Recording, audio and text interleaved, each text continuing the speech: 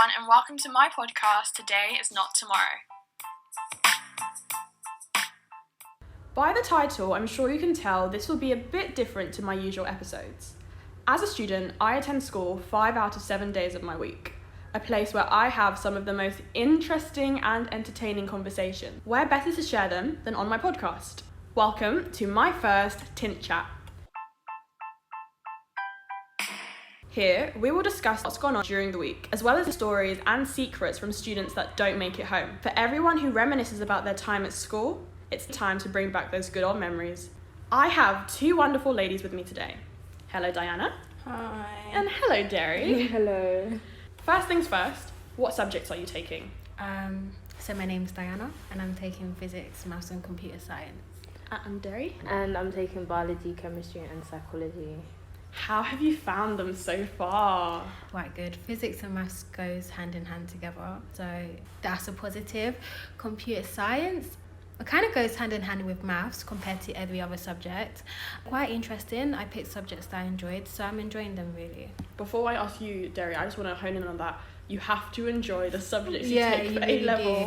do. Or you will actually hate them. If you don't Yeah. like the subjects that you do and you take them for A-levels, you will end up hating them, and most likely you'll do really bad.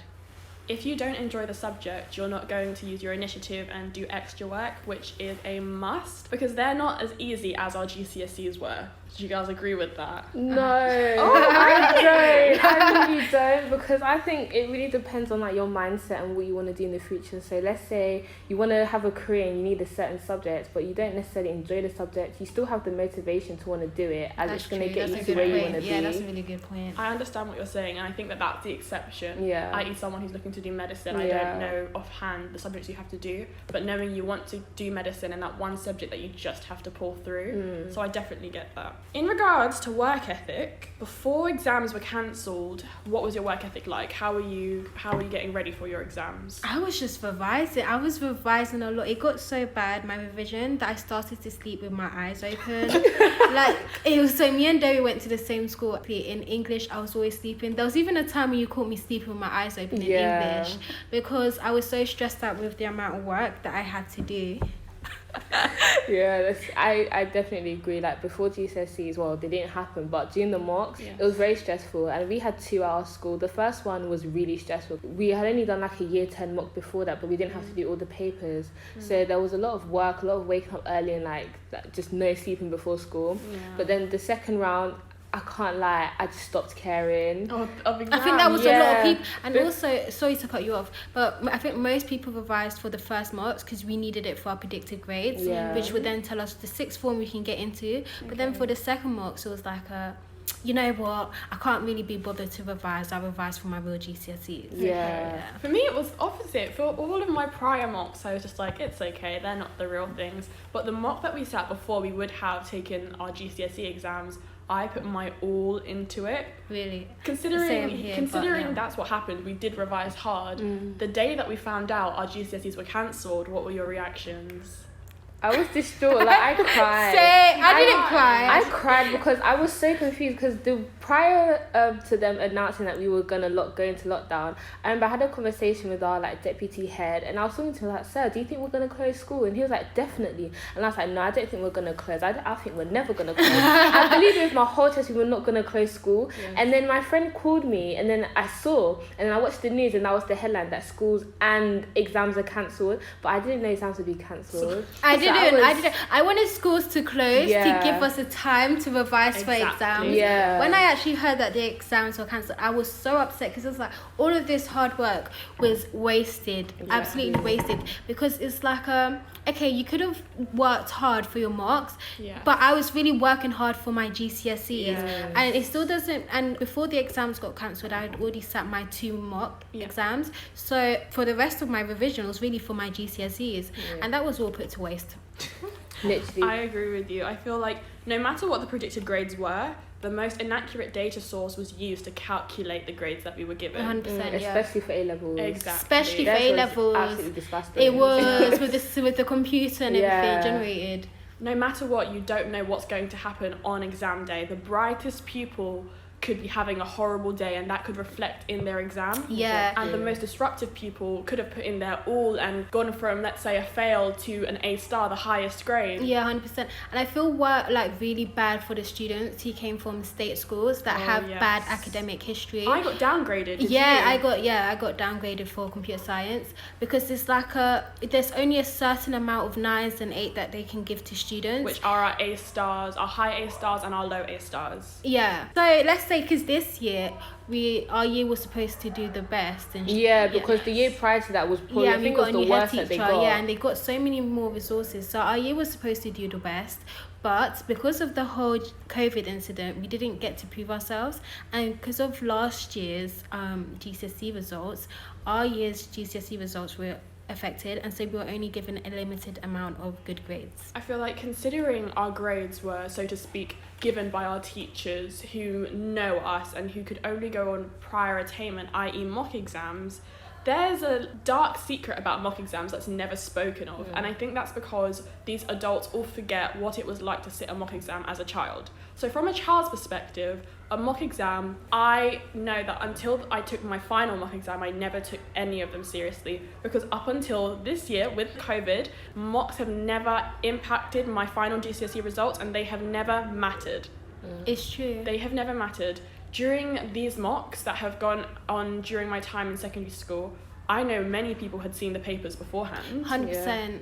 A lot of people had revised off from mark schemes and then got the grades that they wanted from cheating. Yes. But it's like, we should have cheated too. Yeah. Honestly, I should have cheated. If you know coronavirus is going to happen, I would have cheated. Guys! Oh my gosh, I would have cheated. So morals out of the window there, but considering so many people did cheat, and it's very unfortunate that worked in their favour, what can you do? And also grammar schools, because now we go to grammar school, they make the papers much harder, and some grammar schools didn't tell the examples like, hey, listen, we make our mocks paper much harder. And so a lot of girls from grammar schools, and boys too, they were downgraded, not because they're not smart. It's because they got really hard exam papers full of grade 7 and 9 questions. Yes. So yeah, I think sometimes in mock exams we are given, let's say, a paper on a topic we haven't gone over. Exactly. The teacher knows we haven't gone over it. Oh, just try it if you want to give it a go. However, that mark is still included in our overall mark. And these kind of things all had impacts, and they all affected our grades. But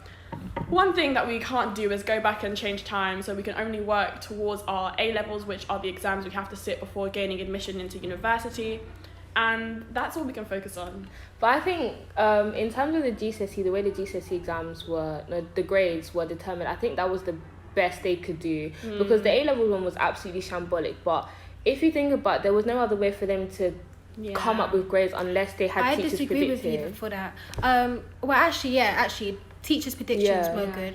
But before you go, Diana, so sorry because this is going to pop out of my head, but one country, they cancelled the exams and said that they will only sit the exams before university. I don't remember if it was not Finland. I think it was some sort of European country. What would you think if that were the case? Would it be better? No, because you've gained more knowledge. Your knowledge is past GCSE knowledge. If you're if we use that same concept into the UK, so we now do A levels for subjects that you're taking for A levels. Let's say if you're taking English for A levels, you will now have A level knowledge of English. So why would you sit a GCSE thing? Because you'll get not sit it. You don't sit the GCSE. Yeah. You just do A level. Oh, you just do A levels. I personally think that's brilliant. Yeah, but again, it might be unfair for the students who are always looked down upon by their teachers. So there's a lot of people who have teachers that don't think that they're going to do well. And not only that, but because some teachers can be quite biased for multiple reasons and could lower down a student's grade out of petty reasons, really. And so now that student's affected for something that isn't their fault. So I think that's kind of unfair too. In regards to what you guys did during lockdown, did you stay up to speed with your studies? To a certain extent. Yeah. But it wasn't my main priority, I can't lie. It's perfect that you just brought that up, because so many things happened during lockdown, especially as 3 female black women. The protests, the death of George Floyd. How did that impact you during lockdown? They got to a point where I just like didn't want to see it anymore. So true. Like, No, carry on. like when you see it, like you didn't feel any type of way anymore. Like you just say, oh, again, okay, and then you just see the next one. Like in I just didn't want to go on Instagram. I didn't want to go on Twitter and see people talking about it. I feel like because it was the fact that I was stuck at home on my phone, it was like I was bombarded with a lot of colorist and racist things going on around in the world. Like I don't know if you guys remember that there was like a day when all these social media influencers, their colorist tweets were brought back from the past, and it was like, wow, you're really seeing how people are.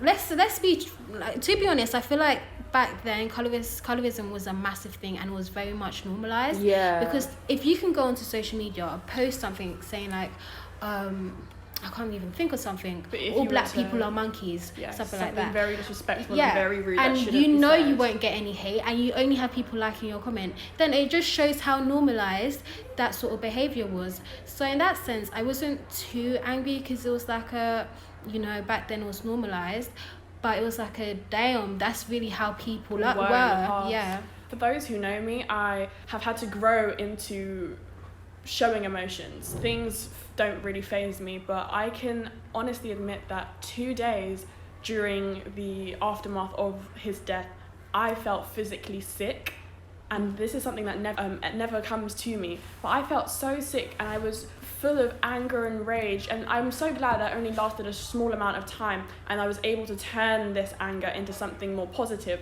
i.e. my written spoken word about these matters. It was just so painful. And I'm so happy that all of our young generation and even the older generation who are able to recognise that this isn't right are going out, are protesting and are refusing to stay silent. They are refusing for this matter to be overseen. It's time that we speak about it, and it's time that this is acknowledged. And I think that it's so important that this discussion keeps going, because as we are in October, in Black History Month, we go to a school that is luckily very diverse, and there are so many gaps in our curriculum, say, that do go on to incorrectly influence children. During lockdown, I did a work experience online, and we were doing a SWOT analysis about Coca-Cola and another brand, and I think that it was more of where can we see these companies going and skyrocketing. And one white male, he said, oh, Coca-Cola is not in Africa at the moment, so it would be really, really good if we went to Africa and we started to sell these products. And I think everyone there just listened to him and looked at him, and we were a 17-year-old boy who is unaware that Coca-Cola is in Africa. I know, and he probably thinks Africa is a country too. Exactly. He probably thinks Africa's a country. I was so happy to know that another white girl, she unmuted herself from this call and she said, sorry, but listen, this is not correct. You are incorrect. It is full of wealth. It's full of poverty, like many other countries, because we live in England. Oh my goodness. Continent. That we see people on the streets who are homeless here. It's a norm, unfortunately, that does need to be eradicated. That was just one of the main things that did disturb me during lockdown. And being in a school full of diversity, my question is, how do you feel? I can't lie, I feel like the school is very diverse. That's something like you've talked about, which is a pro. I feel like the way the school celebrates Black History Month, and they don't only celebrate Black History Month in such in a big way, but they also celebrate the Asian girls, and because we go to an all-girls school, the Asian girls, they also have like an Asian sort of cultural celebration that people also attend, because it's such a diverse school. And in my school, my old secondary school, nothing like that ever happened.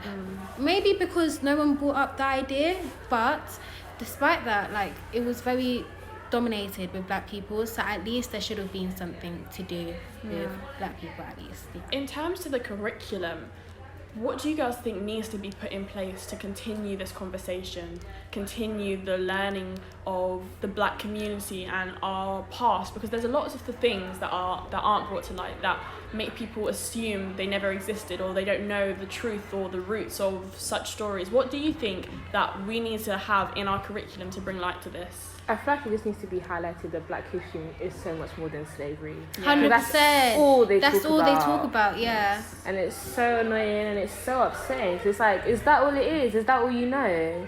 Year in, year out. I agree with that, and I love that you said that.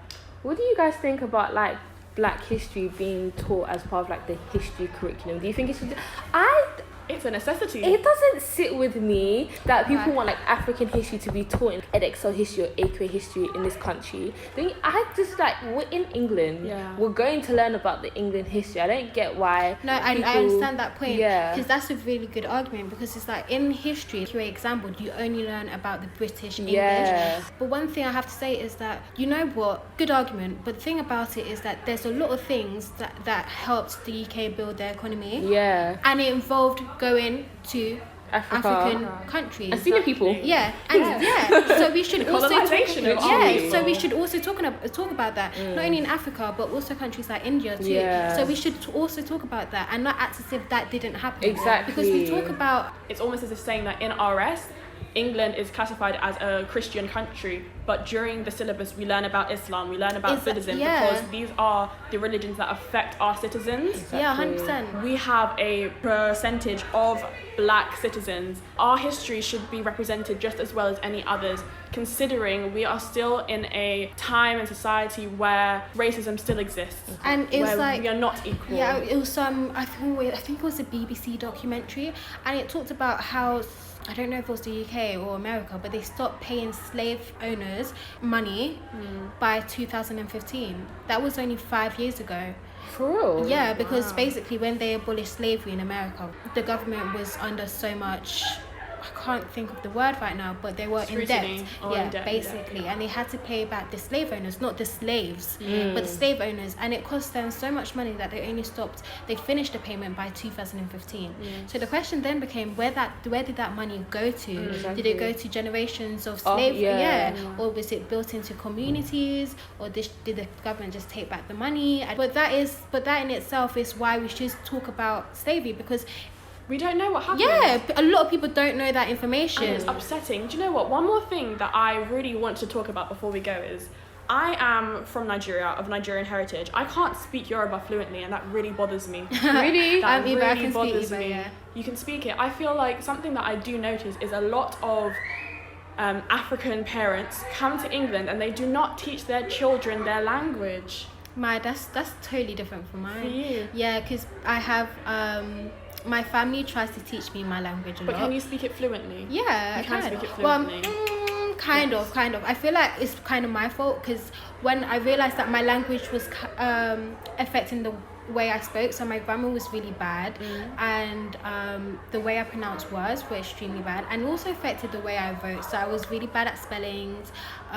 English wasn't my strong Point. yeah.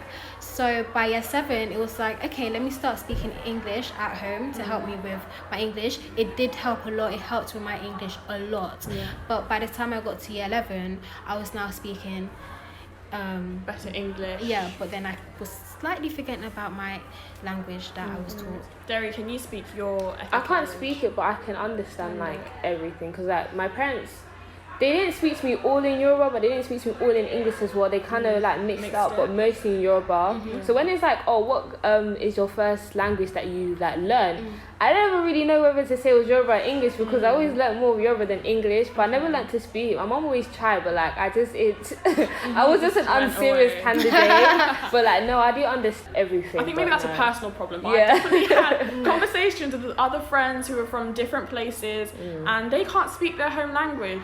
Another thing is that my name, my full name, I'm not called that over here because it's either an issue to pronounce. And these small things it's upsetting.